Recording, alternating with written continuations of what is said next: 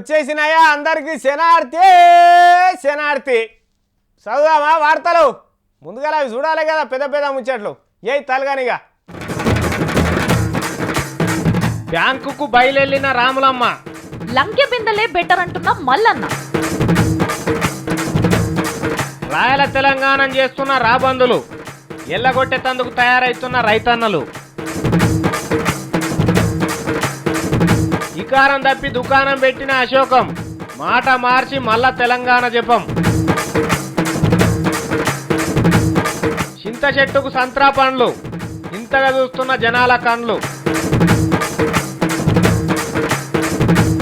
నోరుతో పాటే కాల్జారిన లోకేశం ట్విట్టర్ పిట్టే మొదల మల్లోకేశం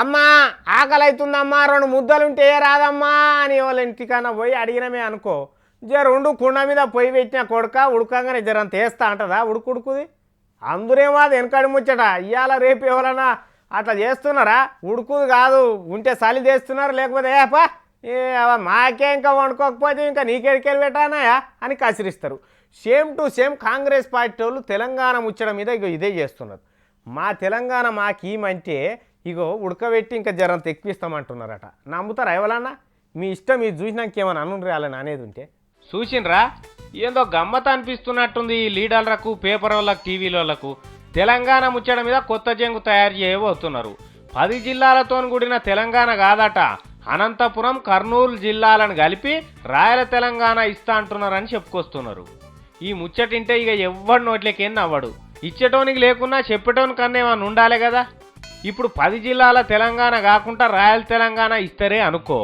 అవుతుందా శృతి కలుస్తుందా అప్పుడు మా పుట్టువాడంతా సమైక్యమే ప్రత్యేక రాష్ట్రం అంటే శీర్తం కోస్తామని తొడలు కొట్టి మీసాలు మెలేయలే కర్నూలు అనంతపురం జిల్లాల లీడర్లు ఇగో ఆఖరికి అలా టీజీ వెంకటేష్ సార్ కూడా రాయల తెలంగాణ అంటే ఒప్పుకునే ముచ్చటనే లేదంటున్నాడు రాయల తెలంగాణ నా వరకు నేను వ్యతిరేకిస్తున్నాను ఇక చెప్పుండ్రి వీళ్ళని ఎట్లా కలుపుకొని బతుకుమంటారు తెలంగాణ వాళ్ళను సరే అది పోని కాంగ్రెస్ పార్టీ తెలంగాణ ఇచ్చిందని చెప్పుకునేటోళ్ళు తలకాయ ఏడబెట్టుకుంటారు తొడగోసుకున్నాడు మంచిగుంటుందా మిడగోసుకున్నాడు మంచిగుంటుందా చెప్పుండ్రి కాంగ్రెస్ పార్టీ ఏమైనా పుణ్యానికే ఇస్తుండొచ్చునా తెలంగాణ మళ్ళా అలా ఓట్లు వేస్తారు తెలంగాణ జనం కాబట్టి ఇస్తుందని అందరికీ ఎరికే 10 జిల్లాల తెలంగాణ తప్పితే ఇంకా ఏది చేసినా ఒప్పుకోరు తెలంగాణ జనం అని కూడా ఎరికే మరి ఇప్పుడు రాయల తెలంగాణ అని కర్నూలు అనంతపురం జిల్లాలను కల్పిస్తామంటే తెలంగాణ 10 జిల్లాలున్న జనం చేకూర్తోళ్ళకు ఓట్లు వేస్తారా 2 జిల్లాలల్లో గెలుస్తుండొచ్చు కానీ 10 జిల్లాలల్లో ఓడిపోవడం మాత్రం గ్యారంటీ కదా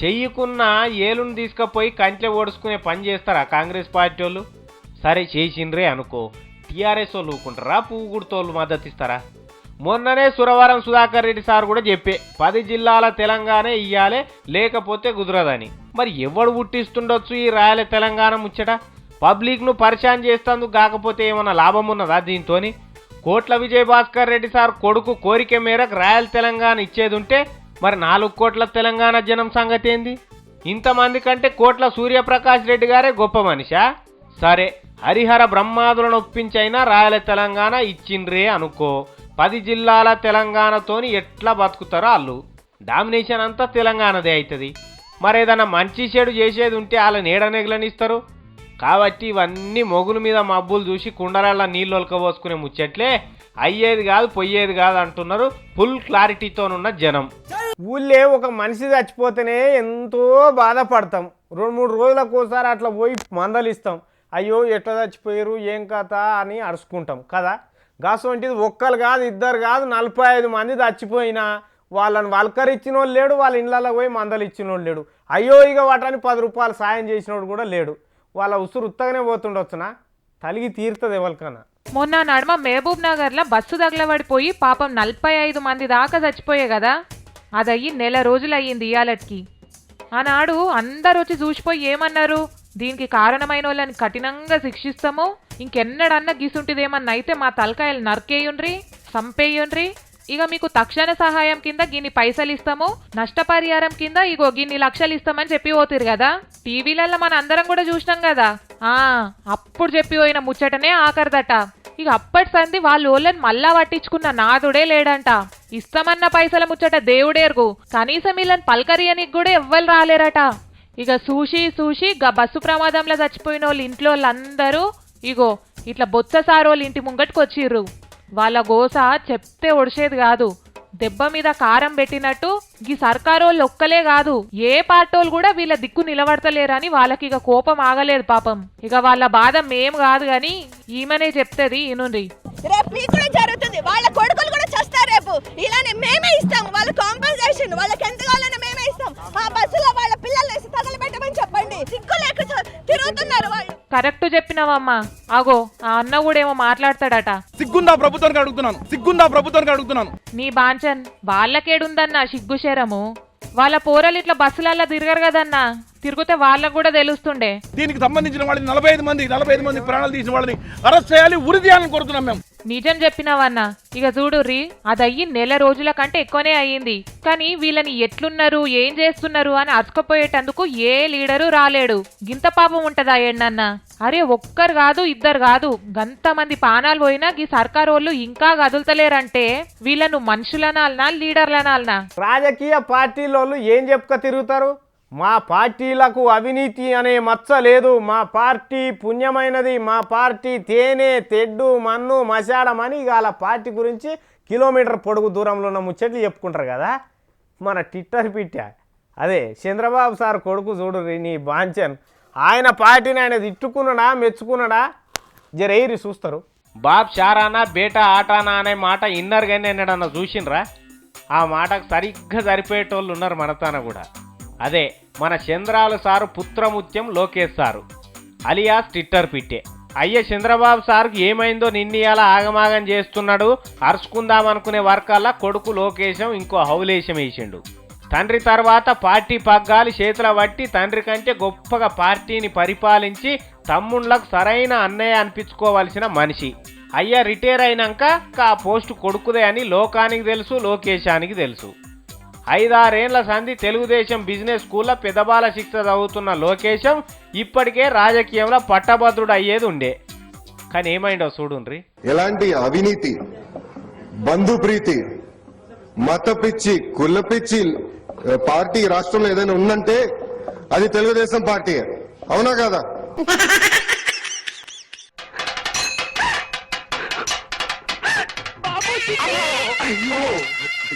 ఇన్నరా? ఎలాంటి అవినీతి, ఎలాంటి బంధుప్రీతి, మతపిచ్చి, కులపిచ్చి పార్టీ ఈ రాష్ట్రంలో ఏదైనా ఉందంటే అది తెలుగుదేశం పార్టీయే. అవునా కాదా? ఎలాంటి అవినీతి, బంధుప్రీతి, మత పిచ్చి, కుల పిచ్చి పార్టీ రాష్ట్రంలో ఏదైనా ఉందంటే అది తెలుగుదేశం పార్టీ. అవునా కదా? అవును సారు, ఇవన్నీ సుగుణాలున్న పార్టీ మీదే.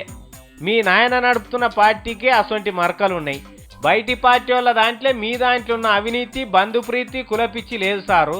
నీ కడుపు చల్లగుండా తండ్రికి దగ్గర కొడుకునే అనిపించుకున్నావు. ఇదమ్మా లోకేశం పొలిటికల్ స్పీచు. ఈయన ఏడ నడుపుతాడు ఈ పార్టీని ఇక చెప్పుండ్రి. బయటి పార్టీ వాళ్ళు తిట్టవలసిన తిట్లు కూడా ఈయననే తిట్టుకుంటున్నాడు. తెలుగుదేశం ఏ తీరుగా వెలిగిపోతుందో ఈయన ఆయాంలో ఇక ఇప్పుడే అర్థం చేసుకోండి. పండిత పుత్ర పరమసుంట, ఇది కూడా సరిపోతుందేమో చూడుండ్రి ఈయనకు.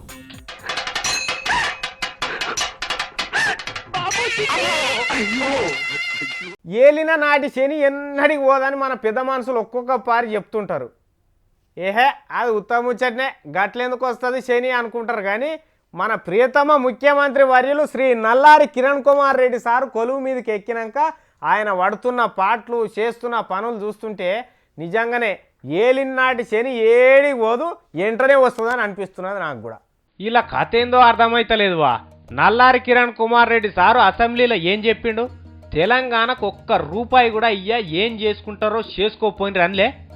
ఇనుండ్రు ఒకసారి.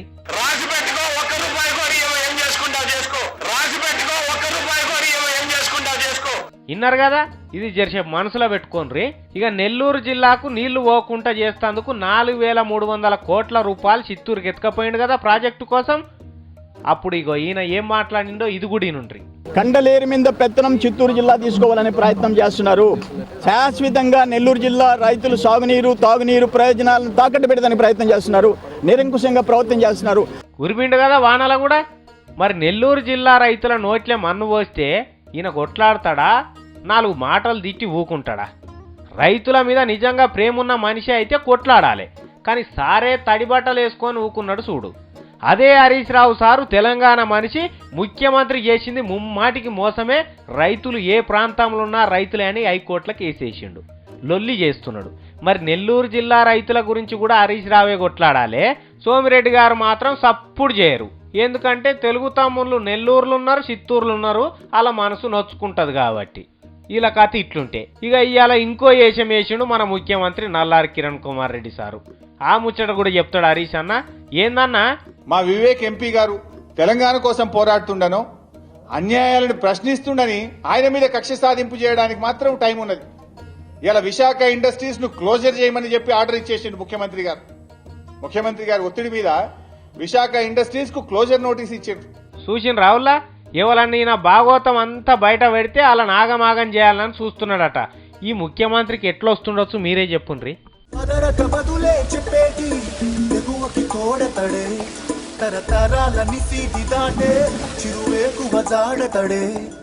నల్లారి కిరణ్ కుమార్ రెడ్డి సార్కి ఏదో లేదంటున్నాడు చంద్రబాబు సారు. ఏంది సారు? అతనికి అర్హత ఉందా ఈ రాష్ట్రంలో ముఖ్యమంత్రిగా ఉండడానికి? ఊకో, నీకు ఉన్నా సార్, నీకు కూడా లేకపోయాది.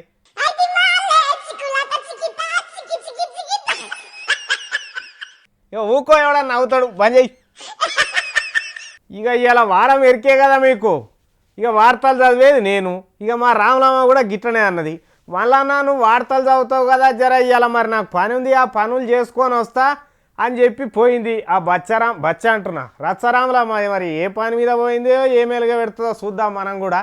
చక్రవర్తికి వీధి బిచ్చగత్తెకి బంధువవుతానని అంది మని మని, అమ్మ చుట్టము కాదు ఓ బయలుదేరినట్టుంది కదా ఏడుకో అంది మని మని, పచ్చ నోటుతో లైఫ్ లక్షలింకుదు పెట్టుకుంటుందని అంది మని మని. ఓ రామలమ్మ, మళ్ళా నువ్వా? నేనే గాని ఏమున్నాయిగా సంచిలా గాతిరిగా దాచుకొని పోగొడుతుంది. నేను చెప్పను పో. నాకు ఎరికేతి అని ఏమున్నాయో గాని ఏమున్నాయి? నిన్న దండే మీద ఎండేసిన గొంగడిగా అనిపిస్తలేదు, పక్కా నువ్వు అది మలుచుకొని పోతున్నట్టు నువ్వు. చిచి, నీ గొంగడి పాడుగాను, నేనెందుకు ఎక్కపోతాను నీ గొంగడి? మరి ఏమున్నదో చెప్పు. అయినా కానీ నీకెందుకు చెప్పాలి? అయితే అది పక్క నా గొంగడే. ఏహే, ఇలా పైసలున్నాయి. గది ఇప్పుడు చెప్పు, ఏడికెళ్ళి ఎత్తుకొస్తున్నావు? ఏం మళ్ళనో, నేనేమన్నా దొంగలెక్క కొడుతున్నానా నీకు? అంటనే ఉంటే ఇంకా అనిపించుడేంది? ఏ పో, నీ పాడుగాను లేని దొంగతనాన్ని నా మీద పెడుతున్నావు. మరి ఆ పైసలు ఎక్కడి చెప్పు. ఏహే, ఇంట్లో జరన్ని పైసలు ఉంటే అవి డిపాజిట్ చేయనికని తీసుకుపోతున్నా. అబ్బో, ఎన్ని పైసలు ఉన్నాయి రామలమ్మ నీ తానా? ఎన్నో కొన్ని ఉన్నాయి, నీకెందుకు? ఏం లేదు, నీ తానుండే చిల్లర పైసలకు గంత దూరం ఎందుకు పోవుడు, ఓ గల్లగురి కొనుక్కొని వేసుకుంటే చాలు కదా అని చెప్తున్నా అంతే. సరే గాని ఇంతకు ఏడ చేస్తావు డిపాజిట్? ఇంకేడ చేస్తారు డిపాజిట్లు? బ్యాంకులో. నువ్వు పైసలు దాచిపెట్టే తందుకు పోతున్నావా, లేకపోతే ఉన్న పైసలు ఇంకెవరికన్నా దోచిపెట్టే తందుకు పోతున్నావా? ఎవరు దోసుకపోవద్దనే కదా బ్యాంకులలో దాచిపెట్టుకునేది. పో, ఉన్న పైసలు ఎవడన్నా ఎత్తుకపోతాడు ఆయనతో, అప్పుడు చక్కగా అవుతుంది. అరే, బ్యాంకులకు అంతంత పెద్ద తాళాలు, సెక్యూరిటీలు అంతగా ఉంటే ఎవరు దోసుకుపోతారు మళ్ళా? అట్లనే అనుకొని అందరుగా బ్యాంకులకు కూడా ఉన్న పైసలు బంగారం అన్ని పెట్టుకున్నారు. ఖతం, ఇప్పుడు ఏడున్నది మొత్తం ఏడుస్తున్నారు ఆడ కూర్చొని. ఎవరు మళ్ళన్నా? ఇవ్వాలంటావేంది రాములమ్మ, గా ఏఎస్ రావు నగర్ లో మహేష్ బ్యాంక్ అని ఉన్నదట కదా, దాంట్లో గిట్లనే దొంగలు వాడి దొరికిన కాడికి మూట కట్టుకొని పోయినరట. అవునా మళ్ళన్నా? వీడు ఒక్క జాగాలనే కాదు, వెనకాడికి చార్మినార్ బ్యాంకులా, కృషి బ్యాంకులా గిట్లనే దొంగలు పడకున్నా కానీ వాళ్ళు అయితే లేపుకొని వెళ్ళిపోయినారు ఎక్కడిదక్కడ. మరి ఇప్పుడు ఏడ దాచిపెట్టుకోవాలి మళ్ళన్నా? పైసలు ఏడ దాచిపెట్టుకున్నా, ఇంట్లో దాచిపెట్టుకున్నా, బ్యాంకులో దాచిపెట్టుకున్నా, ఈ దొంగలు ఇచ్చిపెట్టేటట్టు లేరు కదా. నేను ఒక మంచి ముచ్చడి చెప్తా, ఆ పని చెయ్యి. చెప్పు మళ్ళన్నా, చెప్పు. వెనకాడికి అందరికి ఇట్లనే చేద్దరు. మరి ఇప్పుడు ఆ పైసలు బంగారం ఏమైనా ఉంటే తీసుకొచ్చి ఆ కుండలేసి కుండ మూత పెట్టి పేరట్లనో జారెట్లనో పెట్టి కప్పేస్తారు అన్నట్టు, నువ్వు కూడా అట్లనే చెయ్యి. అవును మళ్ళన్నా, మంచి ఐడియా చెప్పినావు. అట్లా కుండ వాటి దాని మీద ఒక బండ పెట్టు. ఎందుకు మళ్ళన్నా? మరి పైసలు ఏడా దాచిపెట్టినో యాదుకుండవు దానికి. అరే ఊకో, గది కూడా యాదుకుంటదా? నాకైతే యాదుకుంటది. అరే నువ్వు మర్చిపోతావు రామలమ్మ, అందుకే చెప్తున్నా. నీకెట్లా తెలుసు నాకు యాదుకుంటదని? నీ పైసలు గీరమే పెట్టి మర్చిపోయి ఉత్త బ్యాగ్ పట్టుకొని పోతున్నావు కదా, అందుకే చెప్తున్నా. పైసలు లేవా బ్యాగులా?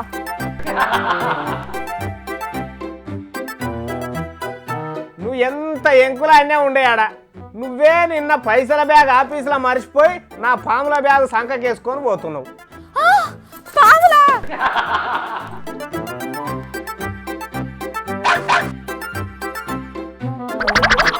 భయపడక తీ ఉత్తగానే అన్నా. ఇగో నా తానే ఉన్నది నీ బ్యాగు. నిన్ను నా తానున్నంత భద్రంగా ఇంకేడుంటాయి కానీ నువ్వు ఇంటికో సప్పుడు చేయక సోమవారం వచ్చినాక తీసుకుంటావు కానీ. సరే పో.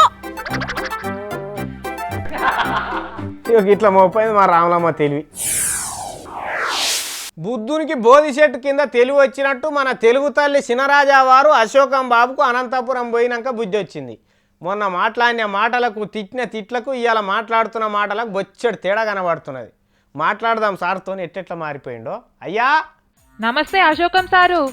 ప్రజల కోసం సమైక్యోద్యమం చేస్తున్నావంట మీ వాళ్ళు చెప్తున్నారు. వాళ్ళన్నీ అబద్ధాలు చెప్పారు. అవునా? మరి నిజమేంది సారు? తెలంగాణ వాళ్ళు ఒకరికి అన్యాయం చేసే పరిస్థితి లేదు, నాకు తెలుసు.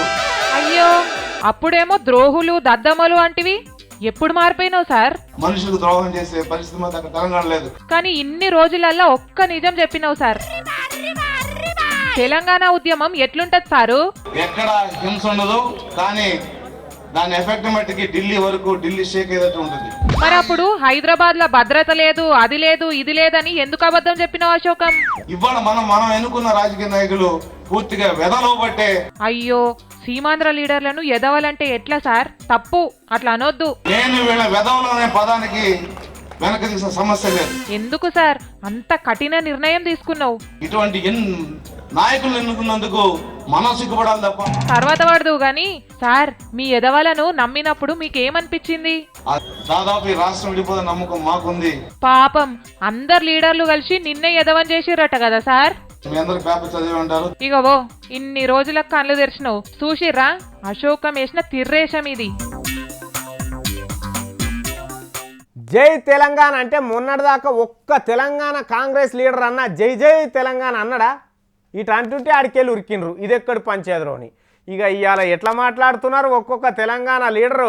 తెలంగాణ ఇవ్వకపోతే నేనే కుత్కే కోసుకుంటా అని చెప్పిన సోనియమ్మకు అందుకే ఇచ్చిండ్రట అని చెప్తున్నారు. ఈ కేటగిరీలనే ఒక లీడర్ ఉన్నాడు, ఆయన కోసుకునే టైం దగ్గరికి వచ్చింది. ఎవరో చూడుండ్రి. దుద్దిల్ల శ్రీధర్ బాబు. ఈ సార్ వారి గోత్రం నక్షత్రం గురించి నేను మళ్ళా చెప్పవలసిన పనేం లేదు కదా. శాసనసభ వ్యవహారాల శాఖ మంత్రి వర్యులు.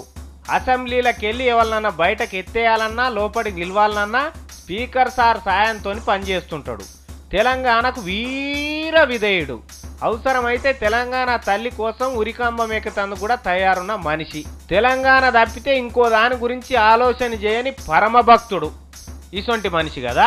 మరి ఇప్పుడు లత్కోర్ కిరణాల్ గారు అసెంబ్లీని ఆగం చేసేందుకు ప్రోరోగ్ అని కొత్త ఏషం కట్టిండు. దాన్ని ఆపాలన్నా ఆగం చేయాలన్నా ఇప్పుడు శ్రీధరాలు చేతుల్నే ఉన్నది. ఫైలు ఈయన తానికి వచ్చిందట. తెలంగాణకు మోసం చేసే ఫైలు ఈయన చేతిలో పడ్డది కాబట్టి ఈయన తెలంగాణ తల్లి గావరాల కొడుకు అయితే అడ్డుకుంటాడు. మనసులో ఉన్నట్టు కిరణ్ కుమార్ రెడ్డి ఆశాకిరణం అయితే ఈయనకు సంతకం పెట్టి పంపుతాడు. ఈ రావు గారు ఏదో ఒకటి నిరూపించుకునే అవకాశం అయితే వచ్చింది. మరి ఏం చేస్తాడో చూడాలి.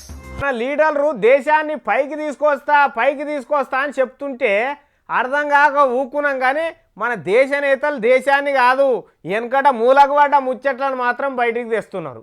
లేటెస్ట్గా నరేంద్ర మోడీ సారు పైన పటారం లోన లొటారం అంటే ఏందో ఎట్లుంటుందో ఇక బయట పెట్టిండు ఆయన. సారు సాధించిన ముందుగల ప్రగతి ఇదేనట.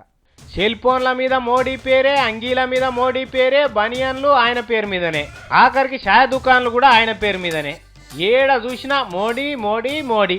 ట్విట్టర్ మోడే, ఫేస్బుక్ మోడే.